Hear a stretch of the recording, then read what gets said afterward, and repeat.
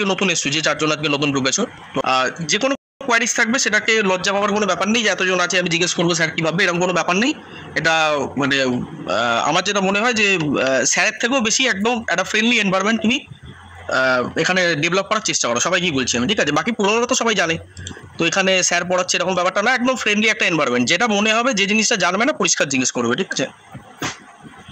আমি স্টার্ট করবো, সেটা হচ্ছে আমাদের সেই সাবজেক্টের বা পুরো ইঞ্জিনিয়ারিং বলতে পারো ব্যাকবোন, ঠিক আছে?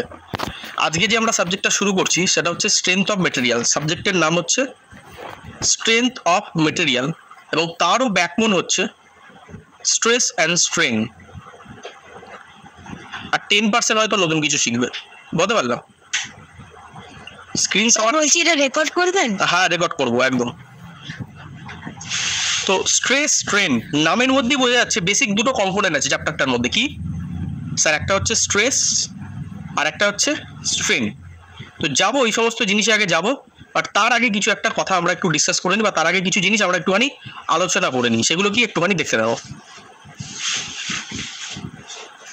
প্রথমে আমি যে জিনিসগুলো একটু জিজ্ঞাসা করবো সেটা একটুখানি ক্লিয়ার করে নিতে চাই সবার মধ্যে। ফোর্স কাকে বলে? What is force? ফোর্স আমরা কাকে বলবো?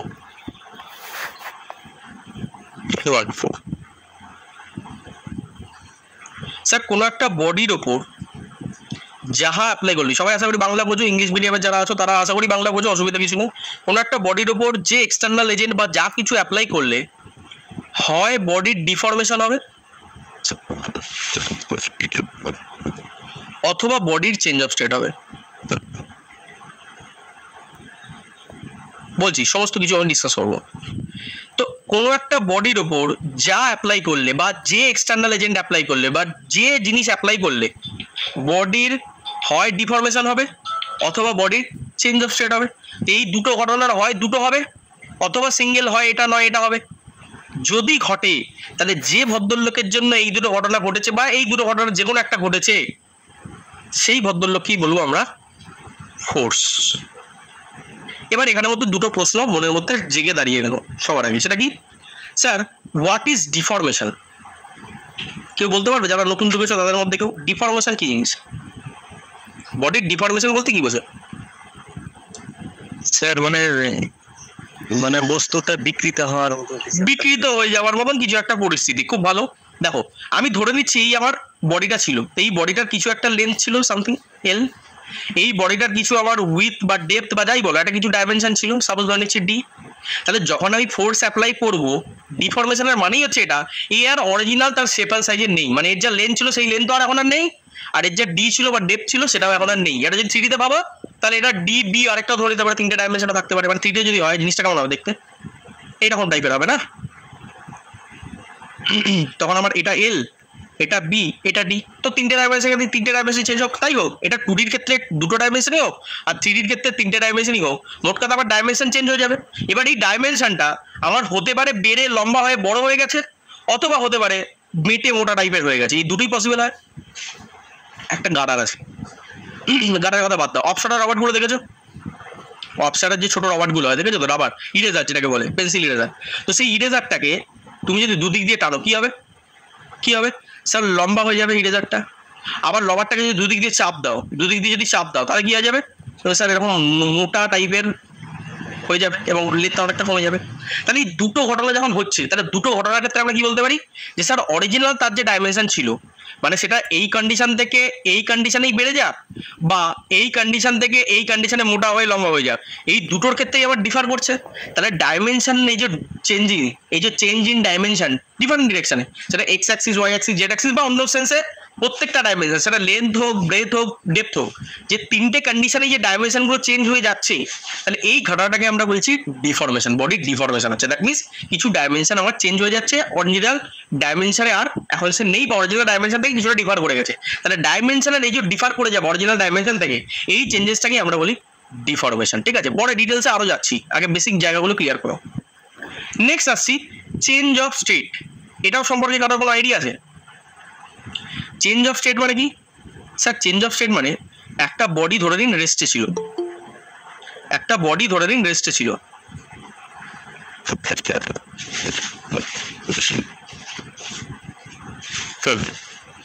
একটা বডি ধরে নিন রেস্টে ছিল, তাহলে এর ওপর যখন আমি ফোর্স অ্যাপ্লাই করবো, মানে ধরো টোকা মারছে, একটা বিস্কুট পড়েছিল, বিস্কুটের ওপর টোকা মারলে তাহলে কি হবে? বডিটা কি এখন আর স্টিল রেস্টে থাকবে? একটু ভেবে দেখো, বডিটা কি এখন আর রেস্টে থাকবে? তুমি না স্যার এখন আর রেস্টে থাকবে না, কি হয়ে যাবে স্যার? সামথিং মোশনের মধ্যে তৈরি হয়ে যাবে, তাই না? তার মানে এখন বডিটা রেস্টে ছিল, তুমি এর উপর একটা কিছু টোকা মারলে বা যে কোনো একটা ধাক্কা দিলে বা যে কোনো একটা কিছু অ্যাপ্লাই করলে, তাহলে সেই অ্যাপ্লিকেশনের জন্য কি হয়ে গেল? বডিটা এখন মোশনে চলে আসলো। তাহলে কি অ্যাপ্লাই করলে? স্যার ফোর্স অ্যাপ্লাই করলাম। তার মানে এই যে রেস্ট থেকে মোশনে হয়ে চলে গেল, এই ঘটনাটাকে আমরা বলি change of state. Change of state. Same ভাবে একটা গাড়ি সে মুভিং কন্ডিশনে অলরেডি ছিল, তাহলে এই মোশনে ছিল, বলতে পারি তো? মুভিং কন্ডিশনে থাকা মানে কি? সে মোশনে ছিল, তাহলে এই আসছিল, হঠাৎ করে মাঝখানে একটা গুড়ি ফেলে দিলাম, মোটা একটা গাছের গুড়ি ফেলে দিলাম, তাহলে কি হয়ে গেল? গাড়িটা থেমে গেল। তাহলে থেমে যাওয়া মানে কি? স্যার মোশন থেকে এখন কিসে আসলো? স্যার রেস্টে আসলো। তাহলে এই ঘটনাটা আমার কি হয়ে গেল? Change of state. তাহলে চেঞ্জ অফ স্টেট বলতে কি বোঝো? স্যার চেঞ্জ অফ স্টেট বলতে আমরা বুঝি যে বডি হয় রেস্ট থেকে মোশনে যাবে অথবা বডি মোশন থেকে রেস্টে আসবে। এই দুটো ঘটনা যে কোনো একটা ঘটনা যার জন্য ঘটবে, যে ভদ্রলোকের জন্য ঘটবে, সেই ভদ্রলোককে আমরা কি বলবো? ফোর্স। তাহলে এখন অবধি দুটো জিনিস আমরা দেখতে পেলাম, কি কি? তাহলে তোমরা যদি বেসিক যদি বলে যে ফোর্স কি, হ্যালো, হ্যাঁ স্যার। হ্যাঁ, আমি যেটা বলছিলাম যে ধরো তার মানে বডির ওপর আমি যে ভদ্রলোক অ্যাপ্লাই করলে হয় বডির ডিফরমেশন হচ্ছে, মানে তার ডাইমেনশন চেঞ্জ হয়ে যাচ্ছে, অথবা বডির চেঞ্জ অফ স্টেট হচ্ছে।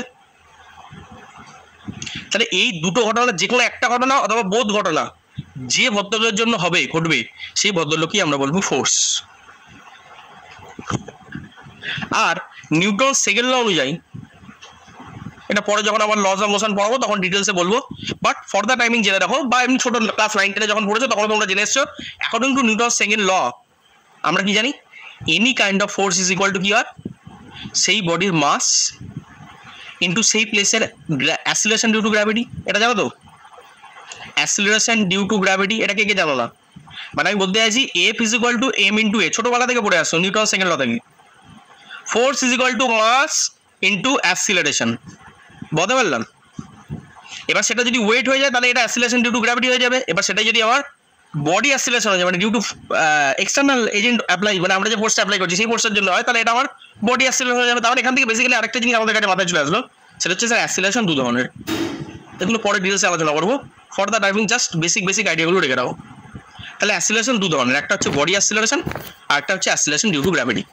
এবার এই অ্যাসিলেশন, বডি অ্যাসিলেশন, এটা হচ্ছে কার জন্য? যখন আমরা কোনো এক্সটার্নাল ফোর্স অ্যাপ্লাই করছি বডির উপর। আর অ্যাসিলেশন ডিউ টু গ্র্যাভিটি এটা কখন হচ্ছে? যখন আমরা নিজেদের কোনো ফোর্স অ্যাপ্লাই করছি না, বা আর্থ বা পৃথিবী তার মাধ্যাকর্ষণ শক্তির দ্বারা বা গ্র্যাভিটেশনাল ফোর্সের দ্বারা কোনো একটা বডিকে তার কেন্দ্রের দিকে যে আকর্ষণ করে বা যে অ্যাট্রাকশন ফোর্স দ্বারা সেই বডিটাকে কেন্দ্রের দিকে টেনে নিয়ে চলে আসে, সেই ফোর্সের দরুন সেখানে যে ডিসপ্লেসমেন্ট, সেই ডিসপ্লেসমেন্টের দরুন সেখানে যে ভেলোসিটি, সেই velocity change divided by time, সেখানে এই যে অ্যাসিলেশন প্রডিউস হয় সেটাই হচ্ছে আমার এখানে acceleration due to gravity, that is G. তার মানে অ্যাসিলারেশন আমাদের ইউনিভার্সের দু ধরনের সাধারণত আমরা কনসিডার করবো। একটা হচ্ছে বডি অ্যাসিলেশন, যখন আমরা ফোর্স অ্যাপ্লাই করবো তখন যে মোশন হবে সেই মোশনের জন্য যে velocity change divided by time, সেটা হচ্ছে আমার বডি অ্যাসিলারেশন। এটাকে আমরা কি বলবো? Body acceleration. পরে ডিটেলসে যাবো আমরা।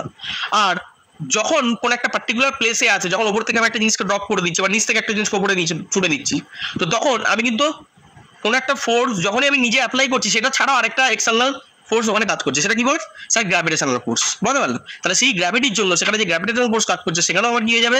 তার velocity change divided by time, এরকম ভাবে অ্যাসিলেশন পাবো, তো সেখানে অ্যাসিলেশন পাবো, সেটা হচ্ছে অ্যাসিলেশন ডিউ টু গ্র্যাভিটি। নতুনরা বোঝা যাচ্ছে? যতদূর বললাম এত অব্দি কোনো অসুবিধা আছে? এই যে force is equal to mass into acceleration বা ফোর্স কাকে বলে, এই নিতান্ত ক্লিয়ার আছে? একটু রেসপন্স করবে, কারণ তোমরা তো নতুন আজকে বোঝা যাচ্ছে না। আচ্ছা, মাঝে মাঝে রেসপন্স করবে, আচ্ছা ঠিক আছে, বা না হলেও সেটা বলবে যে শিখনি। তাহলে এখন অব্দি যেটা জানলাম যে স্যার ফোর্স কাকে বলে?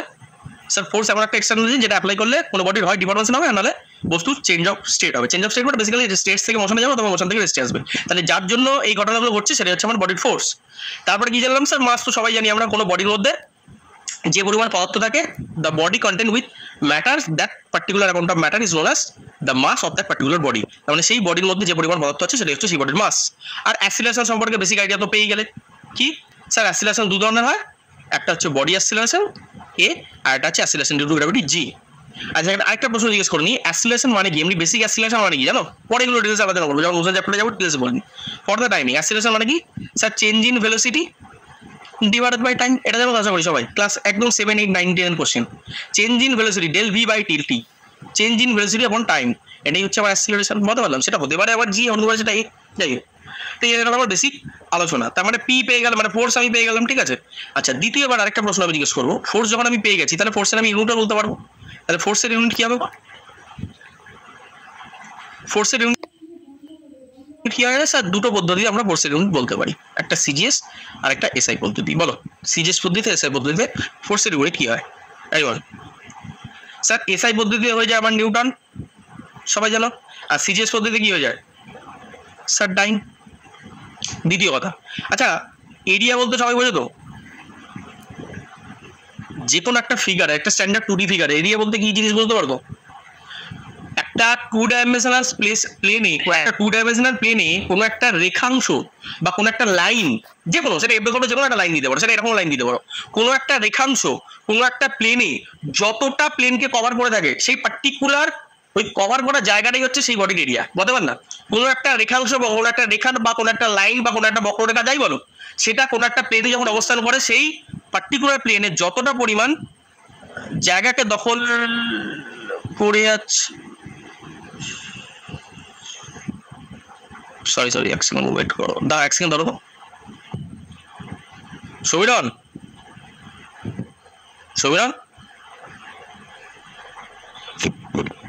হ্যালো সবিরন, আছো? হ্যালো, হ্যাঁ বলছি যে শোনো, এটা তোমার ক্লাস নয়। আজকে কম্পিটিটিভের ব্যাচটা আমি নিচ্ছি না, আজকে তন্ময় স্যার নেবেন। কম্পিটিটিভের ব্যাচটা আজকে তন্ময় স্যার নেবেন, বুঝতে পেরেছো? এটা অন্য ব্যাচ। তুমি একটু স্যারের সাথে কন্ট্যাক্ট করো।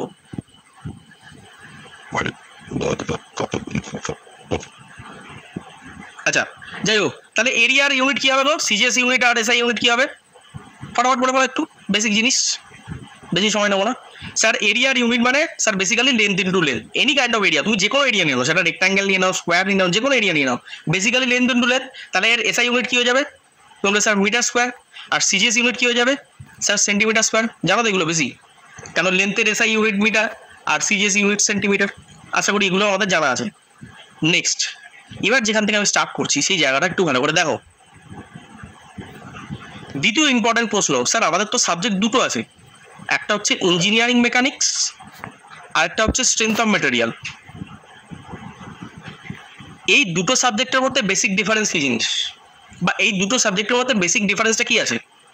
Sir engineering mechanics basically deal with the external effect of the body. একটা বডির মধ্যে কি কি এক্সটার্নাল এফেক্ট কাজ করছে, সেই সমস্ত জিনিস আমরা যে সাবজেক্টে আলোচনা করবো সেটাই হচ্ছে আমার ইঞ্জিনিয়ারিং মেকানিক্স। তার মানে ইঞ্জিনিয়ারিং মেকানিক্স ডিল করে কোন কোন জিনিস নিয়ে স্যার? এক্সটার্নাল এফেক্টসগুলো নিয়ে। আচ্ছা কি আমাকে বলতে পারবে এক্সটার্নাল এফেক্টসগুলোর মধ্যে কি কি জিনিস পড়ে? এনিওয়ান? এক্সটার্নাল বডির ওপর এক্সটার্নাল এফেক্ট কি, মানে কি কি জিনিস হতে পারে, বা কি কি ফিজিক্যাল কোয়ান্টিটিস হতে পারে যেগুলো এক্সটার্নাল এফেক্ট হিসেবে আমরা কনসিডার করতে পারি?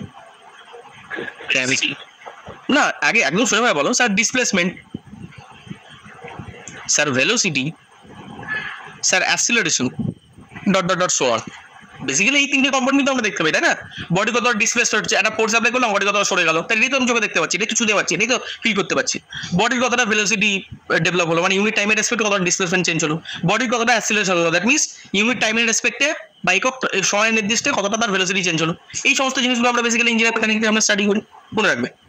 আর স্যার এক্সটার্নাল এফেক্টসে কি ফ্রিকশনও আসবে? একদম সমস্ত বাকি যত চ্যাপ্টার আছে বা বাকি যত কিছু আমরা ডিসকাস করবো সবই যদি ঘুরিয়ে ফিরিয়ে দেখো এক্সটার্নাল এফেক্ট, মানে সেটাকে তুমি হয় ফিল করতে পারো, আর না সেটাকে দেখতে পাও, আর না অনুভব করতে পারো। এই হচ্ছে বেসিক জায়গা, মানে তার কোনো না কোনো এফেক্টটা তুমি অনুভব করতে পারো কোনো না কোনোভাবে। সেটাই বেসিক্যালি আমরা আলোচনা করি ইঞ্জিনিয়ারিং মেকানিক্সের মধ্যে। আর strength of material basically deal with the internal effects. মজার বিষয় হচ্ছে পুরো সাবজেক্টটাতে আমরা যা কিছু পড়বো, না তুমি চোখে দেখতে পাবে, না তুমি সেটা অনুভব করতে পারবে, না তুমি সেটা ফিল করতে পারবে, বাট বেসিক্যালি ইন্টারনালি প্রত্যেকটা মেটেরিয়ালের মধ্যে সেই ঘটনাগুলো ঘটবে। এই সমস্ত আলোচনাগুলো যে সাবজেক্টের মধ্যে আমরা পড়বো তারই নাম হচ্ছে স্ট্রেংথ অফ মেটেরিয়াল। বলতে পারলাম? এটা যদিও বা আমি শুরুর দিকে বলেছিলাম, তাও আরেকবার আমি আজকে যেহেতু চ্যাপ্টার শুরু করলাম, জিনিসগুলো আরেকবার তোমাদের মাথায় ঢুকিয়ে দিতে চাইছি, কারণ এগুলো মাথায় একদম সেট হয়ে যাবে। তার মানে আমি ধরো 12 নম্বর চ্যাপ্টার পড়াচ্ছি, আজকে ধরো 1 নম্বর চ্যাপ্টার পড়ালাম, 12 নম্বর চ্যাপ্টার পড়াচ্ছি স্ট্রেংথ অফ মেটেরিয়ালে, ঠিক আছে? তার মানে আমি সেই 12 নম্বর চ্যাপ্টারে যা কিছু ডিসকাস করবো আমাকে মনে রাখতে হবে কি সবকিছু কি স্যার ইন্টারনাল এফেক্ট রিলেটেড আলোচনা হচ্ছে। স্যার আমি ইঞ্জিনিয়ারিং মেকানিক্স ধরো আজকে 1 নম্বর চ্যাপ্টার পড়াচ্ছি, হয়তো আমি 15 নম্বর চ্যাপ্টারে চলে গেলাম, সেখানে আমি যদি বলছি কোনো কিছু আলোচনা করছি, তারপরে ধরে নেবে সেই আলোচনাগুলো কি স্যার, সেই আলোচনাগুলো ম্যাক্সিমামটাই আমার কি হয়ে যাবে, এক্সটার্নাল এফেক্ট রিলেটেড হবে। বলতে পারলাম। নেক্সট এবার আসি বডি। স্যার এবার আসি বডির কথাতে। স্যার ইঞ্জিনিয়ারিং মেকানিক্স যখন আমরা পড়বো বা ইমেক যখন আমরা পড়বো, ইঞ্জিনিয়ারিং মেকানিক্সে আমরা কি ধরনের বডি নিয়ে কাজ করবো মনে রাখবে, আমরা রিজিড বডি নিয়ে কাজ করবো। এবার রিজিড বডি কি জিনিস আসছি আমি ডিসকাস করবো, রিজিড বডি নিয়ে আমরা কাজ করবো। আর যা স্যার যখন আমরা স্ট্রেংথ অফ মেটেরিয়াল পড়বো, তাহলে এখানে আমরা স্যার কোন কোন বডি নিয়ে কাজ করবো, স্যার ইলাস্টিক বডি নিয়ে আমরা কাজ করবো। বারবার বলছি এই সব জিনিসগুলো বইতে পাবে না, যেগুলো বইতে পাবে সেগুলো না শুনলেও চলে যাবে, বাট এই জিনিসগুলো কোনো বইতে পাবে না। ভারতবর্ষের অন্তত গোটা 30 বই পড়েছি, ফরেন অথরের অন্তত গোটা 10 বই পড়েছি। আমি যে কথাগুলো বলবো আমি মিলিয়ে নিয়ে চ্যালেঞ্জ করে বলছি, যে কোনো বই যদি খুলে নাও এই বেসিক আইডিয়াগুলো কোনো বইতে ক্লিয়ারলি মেনশন করা নেই, আমার প্র্যাকটিক্যাল অভিজ্ঞতা থেকে বলছি, ঠিক আছে? তো তোমরা চাইলেও বই পড়বে, আর এবং বই আমি রেকমেন্ড করছি যার কাছে যাই বই থাক, বই একটু পড়ার চেষ্টা করো। বই পড়লে কি হয়, অনেক কিছু তুমি এক্সট্রা মানে পড়ানোর বাইরেও বা সিলেবাসের বাইরেও অনেক কিছু তুমি নলেজ গেইন করতে পারবে, ঠিক আছে? তো বই পড়ার হ্যাবিটটা একটু তৈরি করো। যার কাছে যে রেফারেন্সটা, আমি কোনো ম্যান্ডেটরি এরকম বলছি না যে এই অথরের বই পড়তে হবে, সেই অথরের বই পড়তে হবে। মোটামুটি ইন্ডিয়ান অথরের যে কোনো বই তুমি যদি তোলো, সেখানে তুমি যে নলেজটা পাবে সাফিসিয়েন্ট কনসেপ্ট ডেভেলপ করার জন্য। বাট তার আগে বেসিক যে জিনিসগুলো আছে, এবার তুমি হয়তো বলবে স্যার এটা কি করে বললেন আপনি যে এরিয়ার ইউনিট কোনো বইতে দেবানি, আমি সেটা বলছি না, আমি এরপরে যেগুলো বলতে চলেছি সেইগুলো তখন বুঝতে পারবে। আমি আসি সেই জায়গাগুলো বুঝতে পারবে, ঠিক আছে? এরপরে যে জিনিসগুলো বলতে এসেছি একটু কাইন্ডলি নোট করবে, এটা এখন রাফে করো বা পরে ভিডিওটা দেখে করে নাও, কোনো অসুবিধা নেই, বাট নোটটা করবে, বারবার বলছি, কারণ ওই জায়গা থেকে স্ট্রেংথ অফ মেটেরিয়ালের কে ভালো পারফরমেন্স দেবে কে দেবে না পুরো ডিসাইড করছি সেই জায়গাটার উপর, ঠিক আছে? এরপরে যে জায়গাগুলো আমি আসছি, পয়েন্টগুলো যে ডিসকাস করবো, চলো। তো এবার আসছি sir strength of material engineering mechanics, এই দুটো পার্টের মধ্যে তার আমরা জানতে পারলাম স্যার এটা ইলাস্টিক বডি, এটা হচ্ছে রিজিড বডি। স্যার এবার আমাকে একটা পরিষ্কার কথা বলুন তো, রিজিড বডি কি জিনিস আর ইলাস্টিক বডি কি জিনিস? যখনই নতুন কিছু আপনি আলোচনা করছেন একটা নতুন করে টার্মিনোলজি চলে আসছে, স্যার সেই টার্মিনোলজিগুলো আমি জানতে চাইছি। আগে আমাকে বলুন রিজিড বডি কি জিনিস, আগে ইলাস্টিক বডি কি জিনিস আগে বুঝিয়ে দিন, তারপরে আসছি ভাবদার এই আলোচনায়। তাহলে এবার আসছি আমি রিজিড বডি, ভালো করে শোনো। আচ্ছা একটা বডি যখন তৈরি হয়েছে, এই বডির মধ্যে অসংখ্য মলিকুল আছে, এটা অ্যাগ্রি করছো? কেউ ডিসঅ্যাগ্রি করছো এই কথাটা? একটা বডির মধ্যে তার কিছু মাস আছে মানে তার মধ্যে অসংখ্য মলিকুল আছে, মানে অনুপরমাণু আছে, এটা কেউ ডিসঅ্যাগ্রি করছো? নেই, এমন কেউ নেই। আচ্ছা তাহলে তাই যদি হয়, তাহলে স্যার আমি একটা কাজ করতে পারি কি, যে কোনো কনজিকিউটিভ দুটো আমি মলিকুলকে কনসিডার করতে পারি, হ্যাঁ কি না? যে কোনো কনজিকিউটিভ দুটো মলিকুলকে আমি কনসিডার করতে পারি। আর আমরা এটাও ছোটবেলায় পড়েছি, ক্লাস 11-12 অব্দি যদি পড়ে থাকো, বা এখন বেসিক যা সিলেবাস করেছে ক্লাস 10 অব্দি যদি ফিজিক্স বেসিক মানে ভৌত বিজ্ঞান যেটাকে বলে সেটাও যদি পড়ে থাকো, আর 12 অব্দি পড়লে তো অটোমেটিক্যালি তুমি জানবে যে এই যে দুটো মলিকুল আছে এরা পরস্পরকে একটা ফোর্স দ্বারা আকর্ষণ করে, and that force is known as কি ফোর্স? এটা কি বলে বলো? এটা কি বলা হয়? এটা কি বলা হয় sir? Gravitational force. Gravitational force বলতে পারলাম। অনেকে ভাবে স্যার গ্র্যাভিটেশনাল ফোর্স মানে তো যেটা স্যার আর পৃথিবী যেটা কোনো একটা বস্তুকে তার সেন্টার থেকে রাখে সেটা গ্র্যাভিটেশন বললো।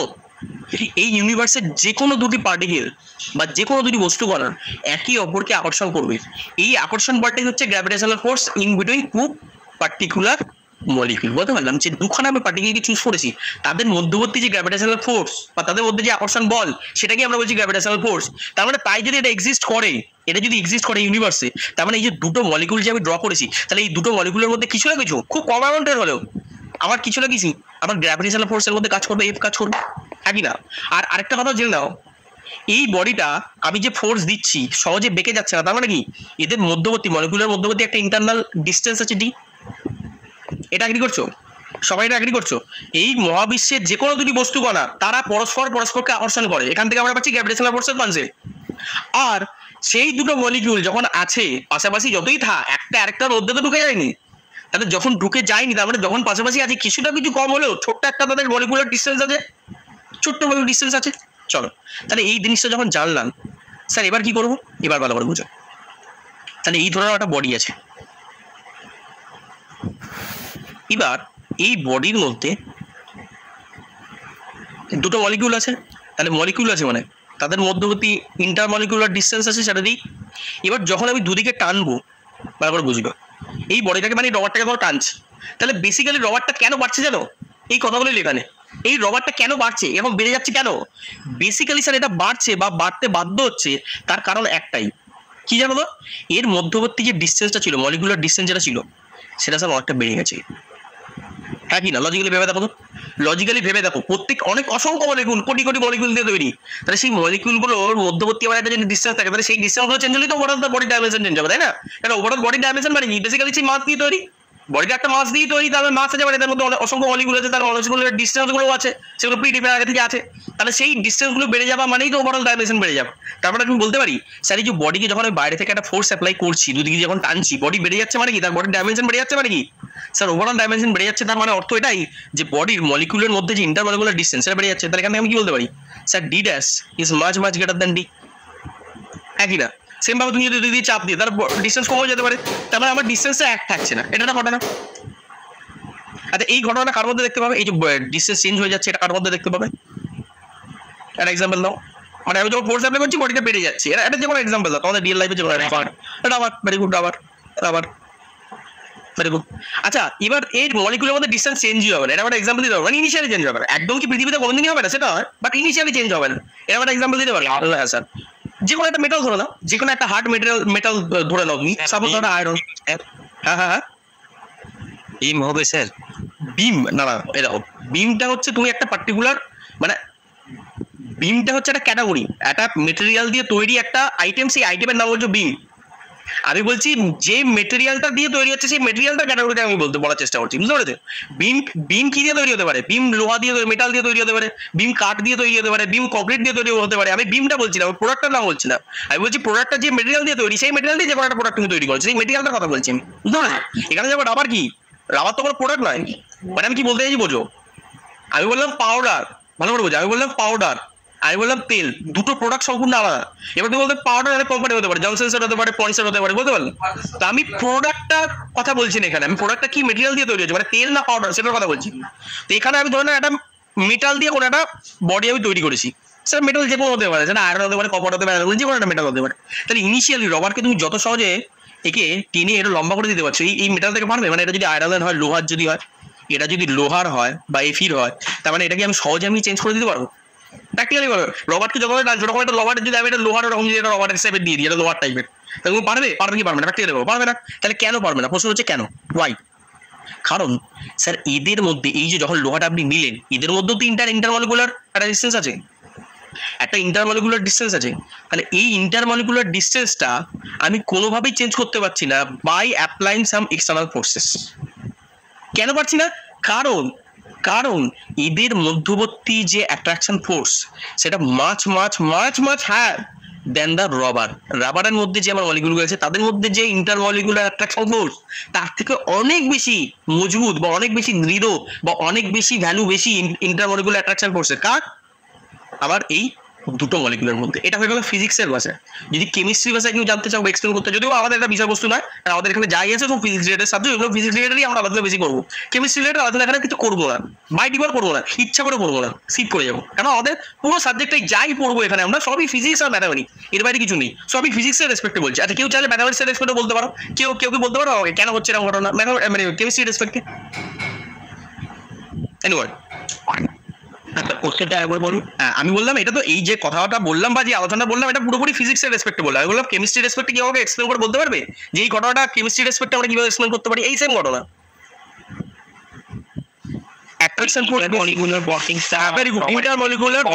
একদম একদম যখনই মেটেরিয়াল আলাদা হয়ে যাবে সেই মেটেরিয়ালের মধ্যবর্তী তাদের প্রপার্টিজ আলাদা, মানে বেসিক্যালি তাদের ইন্টারমলিকুলার বন্ডিংটা আলাদা।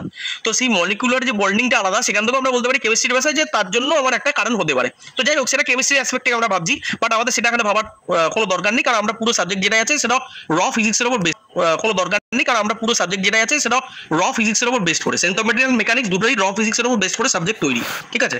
সো এখান থেকে আমরা বেসিক্যালি দুটো জিনিস জানতে পারলাম যে তার মানে স্যার ঘটনাটা এরকম ঘটছে, তার মানে এখান থেকে আমরা বুঝতে পারলাম। তাহলে এবার দেখো, তার মানে একটা রাবারকে যখন আমি দুদিক দিয়ে টানবো, তার মানে যেহেতু এর ইন্টারমলিকুলার বন্ডিংটা বা কেমিস্ট্রি ভাষায় বন্ডিং বলছো, ফিজিক্সের ভাষায় বলবো ইন্টারমলিকুলার যে অ্যাট্রাকশন ফোর্স সেটা যেহেতু কম, তার মানে সহজে আমি বডিটাকে বাড়িয়ে দিতে পারছি, মানে তার ডাইমেনশন চেঞ্জ করে দিতে পারছি।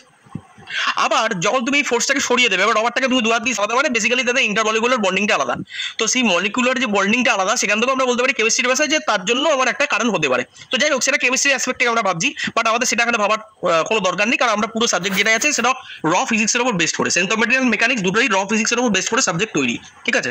সো এখান থেকে আমরা বেসিক্যালি দুটো জিনিস জানতে পারলাম, যে তার মানে স্যার ঘটনাটা এরকম ঘটছে। তার মানে এখান থেকে আমরা বুঝতে পারলাম, তাহলে এবার দেখো, তার মানে একটা রাবারকে যখন আমি দুদিক দিয়ে টানবো, তার মানে যেহেতু এর ইন্টারমলিকুলার বন্ডিংটা, বা কেমিস্ট্রি ভাষায় বন্ডিং বলছো, ফিজিক্সের ভাষায় বলবো ইন্টারমলিকুলার যে অ্যাট্রাকশন ফোর্স, সেটা যেহেতু কম, তার মানে সহজে আমি বডিটাকে বাড়িয়ে দিতে পারছি, মানে তার ডাইমেনশন চেঞ্জ করে দিতে পারছি। আবার যখন তুমি এই ফোর্সটাকে সরিয়ে দেবে, এবার রবারটাকে তুমি দু হাত দিয়ে যে টেনেছিলে এবার হাতটা ছেড়ে দিলে, তাহলে কি হয়ে যাবে, সে আবার আগের পজিশনে ফিরে আসবে। আচ্ছা, এইটা আগের পজিশনে ফিরে আসা মানে কি বলতে পারবে? আগের পজিশনে ফিরে আসা মানে কি স্যার, এদের মধ্যবর্তী যে ইন্টারমলিকুলার ডিসটেন্স ছিল, ফোর্স অ্যাপ্লাই করার জন্য এদের অ্যাট্রাকশন ফোর্সের বেশি ফোর্স আপনি অ্যাপ্লাই করে দিন, যে তার জন্য ডিসটেন্সটা বেড়ে গেছে। তাহলে আগে ছিল ডি, এখন হয়ে গেছে ডি ড্যাশ। আবার আপনি যখন ফোর্সটাকে সরিয়ে দিয়েছেন বা রবারটাকে যখন ছেড়ে দিয়েছেন, সে আবার আগের পজিশনে চলে আসছে।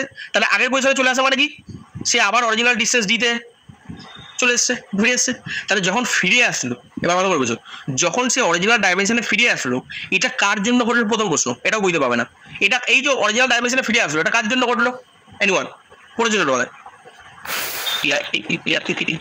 না, ইলাস্ট্রিসিটি আমরা বলছি, ওটা প্রপার্টি আমরা বলছি, এখন আলোচনা করবো। আগে তো ছোটবেলাতে ইলাস্ট্রিসিটি, সেগুলো ছোটবেলায় যে বেসিক জিনিস ছিল সেটা দিয়ে এক্সপ্লেন। তার মানে কোত্থেকে সরানোর পর ইনারশিয়া, যেটাকে বাংলায় বলে জাট্টো ধর্ম, জাট্টো ধর্ম। এক্সটার্নাল ফোর্সটা তো সরিয়ে নেওয়া হয়েছে। হ্যাঁ, এক্সটার্নাল ফোর্স সরিয়ে নেওয়া হয়েছে। তো এবার এ আগের পজিশনে ফিরে আসছে, কেন ফিরে আসলো?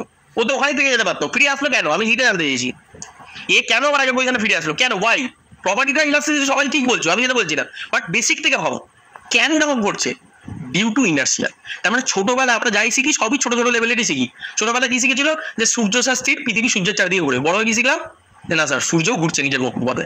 তো ছোটবেলায় যা শিখেছি তারও একটু অ্যাডভান্স লেভেলে খাও। ইনার্শিয়া প্রপার্টি সবসময় বস্তু স্থির আছে, স্থির থাকবে, গতিশীল বস্তু গতিশীল থাকবে, এরকম ব্যাপারটা নয়। ইনার্শিয়া প্রপার্টি সমস্ত জায়গাতেই অ্যাপ্লাই করতে পারি, বলতে পারলাম। তাহলে মলিকুলার লেভেলেও তুমি যদি ভাবো, এখানেও প্রপার্টিটা ইনার্শিয়া প্রপার্টি আমি দেখাতে পারি। ইনার্শিয়া কি বলছে, বস্তু যে কন্ডিশনে বা যে পজিশনে থাকার চেষ্টা করছিল, সে সেই কন্ডিশনকেই বজায় রাখার চেষ্টা করবে, বলতে পারলাম। তার মানে ইনিশিয়ালি এই পজিশনে থাকার চেষ্টা করছিল, তুমি জোর করে তাকে ডিস্টার্ব করেছো, তাহলে কি সে ডিস্টার্ব হতে দেবে? এখন ইনার্শিয়া, যার ধর্ম কি বলে, স্থির বস্তু চিরকাল স্থির থাকে, গতিশীল বস্তু চিরকাল সমবেগে সরলরেখা বরাবর চলতে থাকে, তাই না? বা গতিশীল বস্তু চিরকাল গতিশীল থাকতে যায়, স্থির বস্তু চিরকাল স্থির থাকতে যায়। সে বলে নেই গ্লাসের এক্সাম্পলটা, ছোটবেলা পড়েছিলে ক্লাস 7-8 জিনিস। আমি কোনো একদম বাইরের জিনিস বলছি না, আমি কোনো 11-12 জিনিস বলছি না, একদম 7-8 জিনিস বলছি, মনে নেই? এখানে একটা কার্ডবোর্ড দেওয়া থাকতো, এখানে একটা কয়েন দেওয়া থাকতো, এই কার্ডবোর্ডটাকে টোকা মারলে কয়েনটা নিচে পড়ে গেল, কেন? কারণ কি, কয়েনটা নিচে পড়ারই চেষ্টা করছিল, যেখানে থাকার সেখানেই থাকার চেষ্টা করছিল, তুমি ওখানে কার্ডটা সরিয়ে নিয়েছো, ওর নিচে তাই পড়ে গেছে, বুঝতে পারলেন? তার মানে ইনার্শিয়া প্রপার্টি আমাকে এটাই বোঝায়, যে কন্ডিশনে থাকার চেষ্টা করে, সে সেই কন্ডিশনকে বজায় রাখার চেষ্টা করে, ঠিক আছে? তার মানে এখানে এর যে ডিস্টেন্স ছিল, এই ডিস্টেন্সটাকে বজায় রাখার চেষ্টা করছিল, বাট বাই ডিফল্ট আমি এটাকে টেনে বাড়িয়ে দিয়েছি, মানে এর অ্যাট্রাকশন ফোর্সটা যেহেতু কম, তাই জন্য এটাকে টেনে আমি বাড়িয়ে দিয়েছি, মানে ওর ডিস্টেন্সটাকে বাড়িয়ে দিয়েছি। বাট এখন কিন্তু ইনার্শিয়া বা জানতে পারবো কি, ওই পজিশনটাকে হোল্ড করার চেষ্টা করবে, এটাই মেটেরিয়ালের একদম বেসিক প্রপার্টি, তাই না? তার মানে এ বেসিক প্রপার্টি যদি এটা হয়, তার মানে কি, ও আবার আগের পজিশনে ফিরে আসবে। কেন আসলো প্রশ্ন আমার এখানে, কেন আসলো? ডিউ টু ইন্টার ফিরে আসলো। That property is known as elasticity. Elasticity property, পরে আমি আসছি ডিটেলসে, বেসিক আইডিয়াটাকে মাথায় রাখো। তাহলে ইলাস্টিসিটি কি জিনিস? স্যার, কোনো একটা বডির উপর যখন আমরা ফোর্স অ্যাপ্লাই করি, ইনিশিয়ালি বডির ডিফরমেশন হয়, তারপরে বডির শেপ অ্যান্ড সাইজ চেঞ্জ হয়, বাট যখন আমরা ফোর্সকে সরিয়ে দিই, বডি আবার কি করে, তার অরিজিনাল শেপ অ্যান্ড সাইজে ফিরে আসার চেষ্টা করে। কারণ কিসের জন্য? Due to inertia property in between the internal molecular. করলাম, বেড়ে গেল, ডাইমেনশন চেঞ্জ হয়ে গেল, আবার ছেড়ে দিলাম, আবার আগের পজিশনে ফিরে আসলো। That property is known as elasticity. Elasticity property, পরে আমি আসছি ডিটেলসে, বেসিক আইডিয়াটাকে মাথায় রাখো। তাহলে ইলাস্টিসিটি কি জিনিস?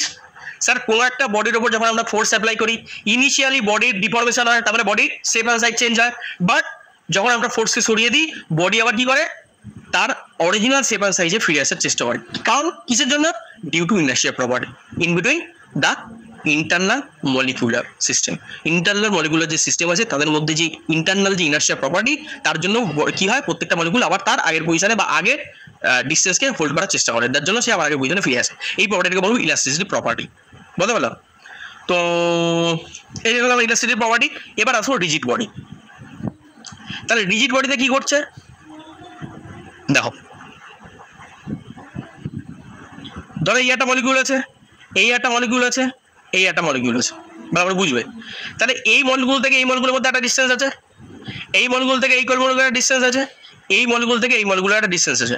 তাহলে এটা D1, এটা D2, এটা D3। মনে রাখবে রিজিড বডি আমরা তাকেই বলবো, ভালো করে শোনো, রিজিড বডি ম্যাথামেটিক্স দিয়ে বলছি বা ফিজিক্স বা র ফিজিক্স বা ম্যাথামেটিক্সের কথা যদি বলি তাহলে আমি বলবো রিজিড বডি আমরা তাকেই বলবো এই যে তিনটে মলিকিউল নিয়েছি, এই তিনটে মলিকিউলের মধ্যবর্তী যে ডিস্টেন্স D1, D2, D3, এই তিনটে ডিস্টেন্স যদি আমার আনচেঞ্জ অবস্থায় থাকে অ্যান্ড এই দুটোর মধ্যে যে কোনো একটা অ্যাঙ্গেলকে যদি আমি কনসিডার করি থিটা, সেই থিটাটাও যদি আমার আনচেঞ্জ অবস্থায় থাকে, তাহলে যে বডি আমরা পাই বা যে বডির মধ্যে এই ধরনের প্রপার্টি দেখা যায় সেটাকে বলি আমরা রিজিড বডি। সোজা সরল বাংলা ভাষা যদি বলি তাহলে আমি কি বলবো, স্যার বডির ওপর যখন আমরা ফোর্স অ্যাপ্লাই করব, বডির মধ্যবর্তী যে মলিকুলগুলো আছে সেই মলিকুলের মধ্যে ইন্টারমলিকুলার যে অ্যাট্রাকশন ফোর্স সেটা এতটাই বেশি হয় যে সহজে আমরা কোনো ছোটো অ্যামাউন্টের ফোর্স অ্যাপ্লাই দিয়ে সেই অ্যাট্রাকশন ফোর্সটাকে আমরা ওভারকাম করতে পারি না। দ্যাটস ওয়াই কী হয়ে যায়, that's why as a result এর কোনো ডিফরমেশন দেখা যায় না। তাহলে এই ধরনের বডিকে আমরা কি বলবো, রিজিড বডি। কে বুঝতে পারোনি?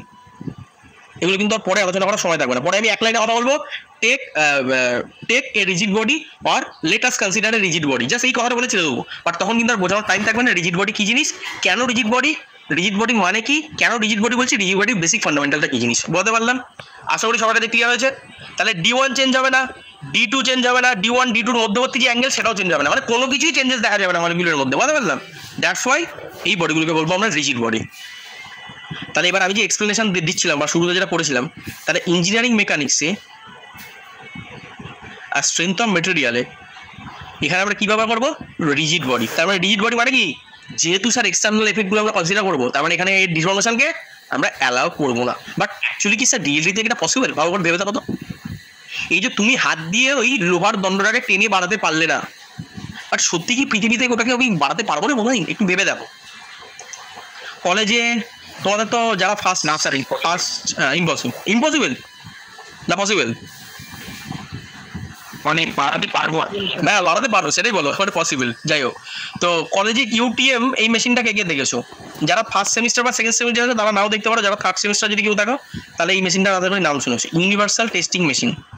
আচ্ছা একটু বলে দিই জিনিসটা সম্পর্কে, যারা মেকানিক্যালের আছো বা যারা সিভিলের আছো তাদের হয়তো এটা কাজে লাগবে, বাট আমাদের এখানেও জানার দরকার পড়বে, তো একটুখানি বেসিক আইডিয়া দিয়ে রাখি। মেশিনটা কীরকমই না, একটা সিম্পল মেশিন,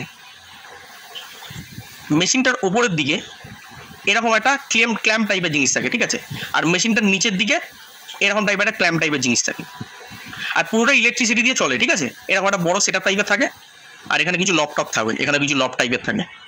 এই নবগুলোকে ঘোরালে কি হয়, এই দুটো এরকম কাছাকাছি আসে বা এই দুটো দূরে সরে যায়, এটা হচ্ছে বেসিক ফান্ডামেন্টাল। পুরো সিস্টেমটা যেটা ডেভেলপ হয় সেটা হাইড্রোলিক সিস্টেমের উপর পুরো দাঁড়িয়ে আছে মেশিনটা, পুরো ফান্ডামেন্টালটা পুরো প্রিন্সিপালটা হাইড্রোলিক কনসেপ্টের উপর দাঁড়িয়ে আছে, ঠিক আছে। আরও পরে ফান্ডামেন্টাল আছে, তোমরা যখন যদি মেকানিক্যাল ইঞ্জিনিয়ারিং পড়ো তোমরা আরও ডিটেলসে জানতে পারবে, বা সিভিল ইঞ্জিনিয়ারিং যদি একটু ডিটেলসে পরে জানতে পারবে। যাক আমি বেসিক আইডিয়াটা বলছি।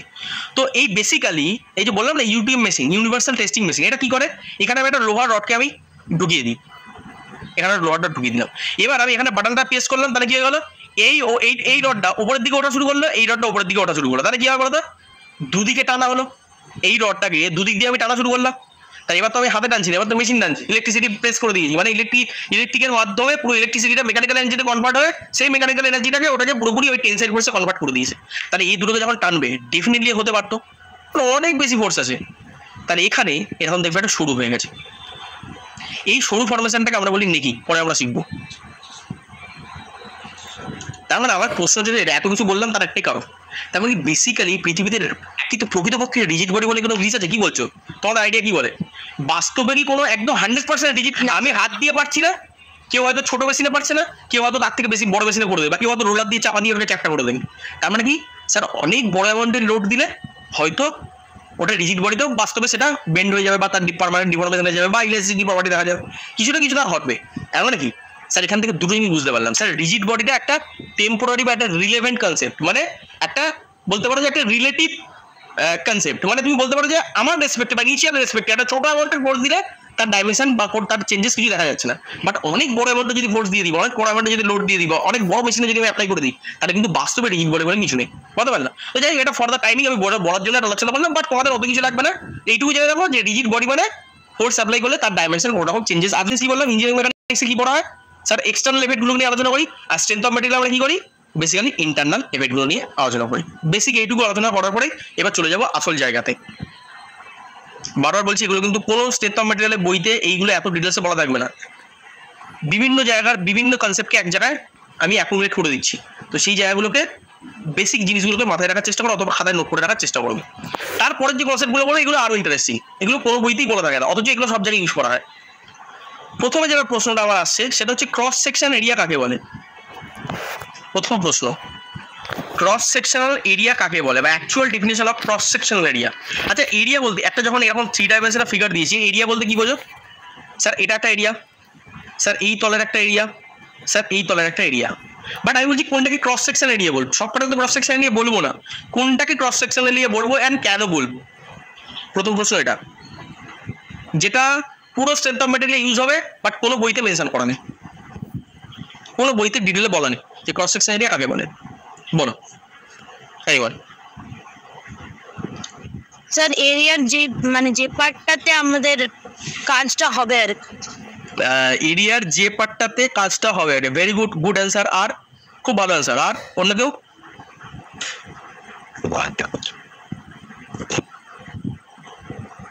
আর কেউ কিছু বলতে চাও? স্যার এর একটা বডি কাটলে এরিয়াটা পাওয়া যাবে, সেই এরিয়াটা। আচ্ছা, বডি যদি আমি এইভাবে কেটে দিতে পারি তাহলে এই এরিয়াটাকে আমি কি ক্রস সেকশন এরিয়া বলবো?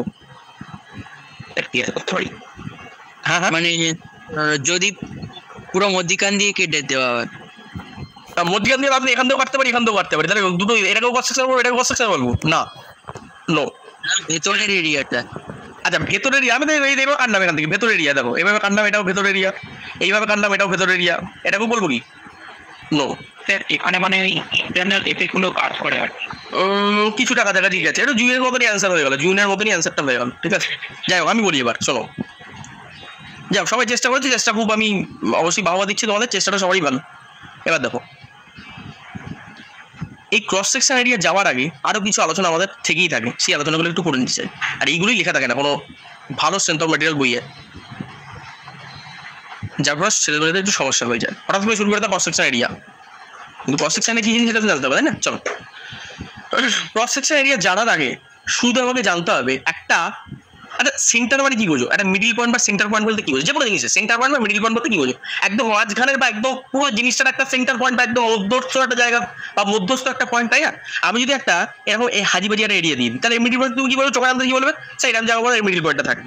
আচ্ছা, আমি যদি একটা রেক্টাঙ্গুলার দিয়ে দিই তাহলে তুমি বলবে মিডিল পয়েন্টটা কোন জায়গায়? তাহলে স্যার এই জায়গা বরাবর থাকবে। আচ্ছা, আমি যদি একটা স্কোয়ার দিয়ে দিই তাহলে কোন বলবে? তাহলে স্যার এই জায়গা বরাবর মিডিল বরাবর একটা মিডিল পয়েন্ট থাকবে, একটা সেন্টার পয়েন্ট থাকবে, একটা মিড পয়েন্ট থাকবে। সেম যদি সার্কেল দিয়ে দিই তাহলে কি বলবে? স্যার এটা আমার সেন্টার পয়েন্ট বা মিড পয়েন্ট বা মিডিল পয়েন্ট। সেরকমভাবে এই যে প্রত্যেকটা সেকশন আছে, এই যে প্রত্যেকটা সেকশন আছে, সেই প্রত্যেকটা সেকশনে যে পার্টিকুলার এরিয়াগুলো পাচ্ছে তার একটা সেন্টার পয়েন্ট থাকবে। মানে এই প্লেনটার যে এরিয়া তার একটা সেন্টার পয়েন্ট, এই প্লেনটার যে এরিয়া তার একটা সেন্টার পয়েন্ট, এই প্লেনটার যে এরিয়া তার একটা সেন্টার পয়েন্ট, এই প্লেনটার যে এরিয়া তার ভেতর দিয়ে আমি এটা কেটে দিচ্ছি, এটা সেন্টার পয়েন্ট। হ্যাঁ কি না? এটা এগ্রি করছো সবাই? এটা সবাই এগ্রি করছো? তাহলে এটা একটা সেন্টার পয়েন্ট। এবার আমি বলছি যে কোনো ডিরেকশন থেকে, আমি প্রথমে বলবো না, যে কোনো ডিরেকশন থেকে আচ্ছা সেন্টার অ্যাক্সিস কি করে পেলাম সেটাও কি বুঝতে পারছো তো সবাই? এর সেন্টার পয়েন্টকে আর এর সেন্টার পয়েন্টকে কানেক্ট করে আমি যুক্ত করে লাইন একটা বাড়িয়ে দিয়েছি, ইমাজিন লাইনকে বাড়িয়ে দিয়েছি, এটা একটা সেন্টার অ্যাক্সিস। তো দ্বিতীয় প্রশ্ন আমাদের কাছে চলে আসে, দুটো ফ্যাক্টর সেন্টার অ্যাক্সিস আমরা চুজ করবো দুটো ফ্যাক্টরের উপর ডিপেন্ড করবো। নাম্বার ওয়ান, লোড বা ফোর্স কোন ডিরেকশনে আমার অ্যাপ্লাই হচ্ছে সেটা একটা বিষয়। দ্বিতীয় এটা ছাড়াও দ্বিতীয় একটা মেজর পয়েন্ট যেটা ভেরি ভেরি ইম্পর্ট্যান্ট, সেটা হচ্ছে আমার যে পার্টিকুলার যে বিমটা বা যে পার্টিকুলার স্ট্রাকচারটা নিয়েছি তার যে লংগেস্ট ডাইমেনশন আছে, সেই লংগেস্ট ডাইমেনশনের প্যারালাল কন্ডিশনে কোন সেন্টারাল অ্যাক্সিসটা আছে। কি বললাম আবার বলছি, ভালো করে শোনো। আমি যখনই একটা সেন্টারাল অ্যাক্সিসকে চুজ করবো, এই দুটো, একটা হরাইজন্টাল ডিরেকশনে দেখলে না ভার্টিক্যাল ডিরেকশনে দেখলে, এই দুটো ডিরেকশনের মধ্যে যখন আমি সেন্টারাল অ্যাক্সিসকে চুজ করবো, দেখো দুটো তোমার সেন্টারাল অ্যাক্সিস চলে আসছে। স্যার একটা এই বরাবর সেন্টারাল অ্যাক্সিস, আচ্ছা সেন্টারাল অ্যাক্সিস কি করে পেলাম সেটাও কি বুঝতে পারছো তো সবাই? এর সেন্টার পয়েন্টকে আর এর সেন্টার পয়েন্টকে কানেক্ট করে আমি যুক্ত করে লাইন একটা বাড়িয়ে দিয়েছি, ইমাজিন লাইনকে বাড়িয়ে দিয়েছি, এটা একটা সেন্টারাল অ্যাক্সিস। আবার এইখানে যে তল আছে এই পয়েন্ট আর এই পয়েন্ট এটাকে যুক্ত করে আমি একটা সেন্ট্রাল অ্যাক্সিস ড্র করে দিয়েছি। বাট আমি কোনটাকে নেবো, এফেক্টিভলি কোনটা হবে বা এফেক্টিভ কোনটা পার্টিসিপেট করবে সেন্ট্রাল অ্যাক্সিসটা, সেটা ডিপেন্ড করবে দুটো জিনিসের উপর। কি স্যার? লংগেস্ট ডাইমেনশনে প্যারালাল কোন সেন্ট্রাল অ্যাক্সিস আছে, কোনটা আছে তোমরা নাকি বলো? স্যার